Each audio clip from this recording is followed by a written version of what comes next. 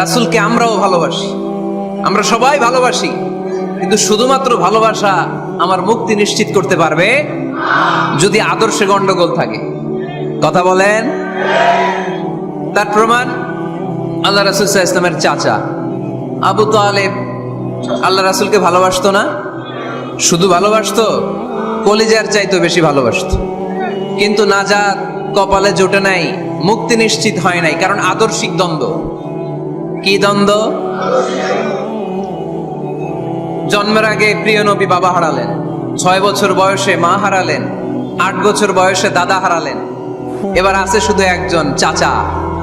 এমন চাচা বাবার চেয়েও বেশি আদর করে বিষ্ণু ইসলামকে লালন পালন করলেন। এই আবু তালেবের ভয়ে আবু জাহেল আমার প্রিয় নবীর গায়ে হাত লাগাতে পারে নাই। তার মানে ভালোবাসায় কোনো ভেজাল? ভেজাল আদর্শে। ভেজাল কিসে? শেষ নিঃশ্বাস ত্যাগ করার আগে আবু তালেব অসুস্থ, আবু জাহেল উতবা সাইবা একদিকে, আমার নবী আরেকদিকে। আমার প্রিয় নবী বললেন, চাচা আজীবন আপনি ছাতার মতো আমাকে আশ্রয় দিয়েছেন, আজীবন আপনি বাবার মতো কোলে পিঠে করে মানুষ করেছেন, একবার শুধু আমার কানে কানে বলেন লা ইলাহা ইল্লাল্লাহ মুহাম্মাদুর, বাকিটা আমি আল্লাহর সাথে বুঝে নেব। কিন্তু আবু জাহেলও পাশে আছে না নাই?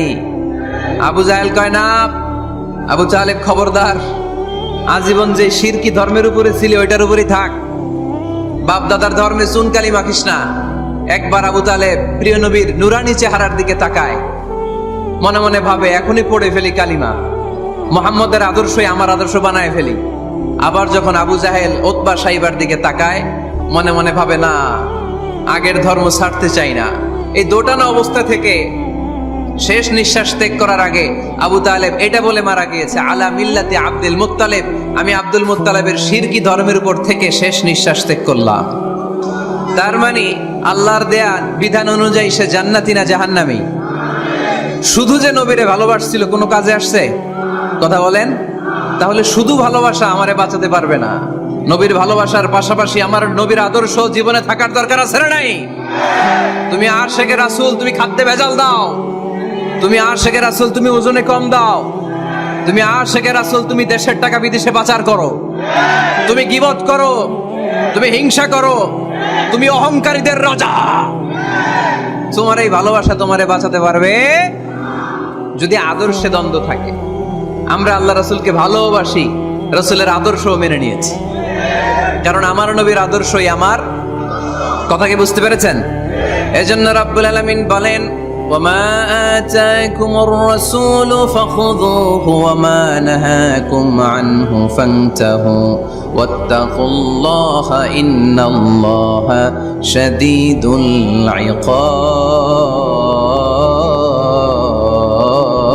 ইকাব। যা রাসূল নিয়ে এসেছে ধরো, আওয়াজ করে, যা রাসূল নিয়ে এসেছে, যা নিষেধ করেছে। কথা ক্লিয়ার না?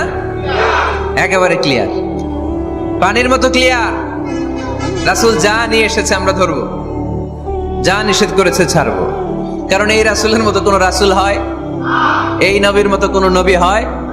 এই নবী এমন নবী যে নবী হ্যাঁ বললে ওইটা হ্যাঁ, এটা শরীয়তে হালাল হয়ে যায়। এই নবী এমন নবী, এই নবী যদি বলেন নো, না, তাহলে ওইটা না, শরীয়তে এটার হুকুম হারাম হয়ে যায়। এ নবী এমন নবী যে নবী আঙ্গুল তুললে আকাশের চাঁদ ভেঙে 2 ভাগ হয়ে যায়।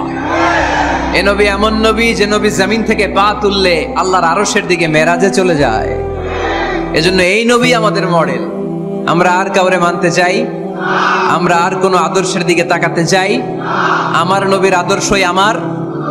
নবী যা নিয়ে এসেছে সেটা, নবী যা বারণ করেছে সেটা। কথাটা কার? চিল্লায় বলতে হবে, মুসলমান কার? এজন্য আমার নবীর আদর্শ এটাই আমার আদর্শ। আমার নবীর আদর্শের অনুসরণ ছাড়া কেউ কোনোদিন জান্নাতের চেহারা দেখবে না। এজন্য আল্লাহ সোজা সাপটা বলে দিয়েছেন, আমি আল্লাহর ভালোবাসা যদি তোমরা পেতে চাও আমার নবীর আদর্শ বুকে ধরো। ঠিক কিনা? কুল ইন কুনতুম তুহিব্বুনাল্লাহ ফাত্তাবিউনি ইউহিব্বুকুমুল্লাহ ওয়া ইয়াগফির লাকুম যুনুবাকুম ওয়াল্লাহু গফুরুর রহিম। আল্লাহকে যে পাইতে চায়, হযরতকে ভালোবেসে আরশ কুরসি লৌহ কালাম না চাইতে পেয়েছে সে। ঠিক কি না?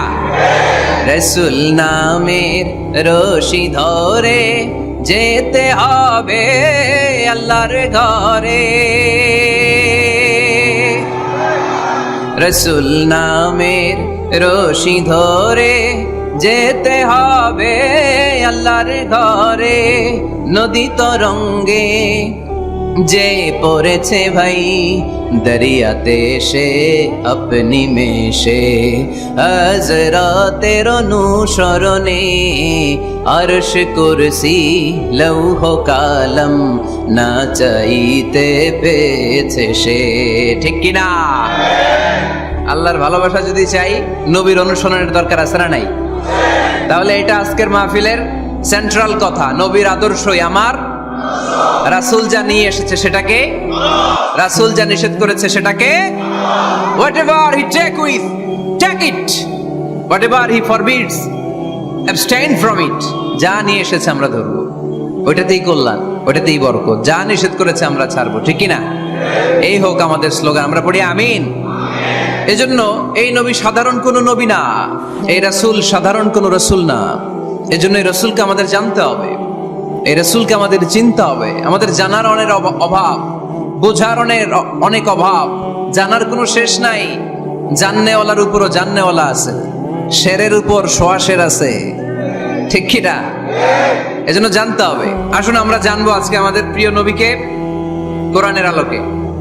কিসের আলোকে? কেমন হবে ব্যাপারটা? ভালো হবে? কোরআনের বাইরে আমরা যাব, কোরআনের জিজ্ঞেস করব, বলো কেমন ছিল আমার প্রিয় নবী? তোমার চোখে আমার নবী কেমন? যদি কোরআনের জিজ্ঞেস করে উত্তর আছে না নাই? আমরা যদি কোরআনের আলোকে নবীকে চিনতে চাই আর প্রশ্ন ছুড়ে দেই, কোরআন তোমার চোখে আমার নবী কেমন? আমার প্রিয় নবীর পরিচয় দাও। কোরআন সর্বপ্রথম যেই পরিচয়টা আমাদের সামনে তুলে ধরবে সেটা হচ্ছে, কোরআন বলে আমার প্রিয় নবীর প্রথম টাইটেল হচ্ছে রাসূলুল্লাহ সাল্লাল্লাহু আলাইহি ওয়াসাল্লাম।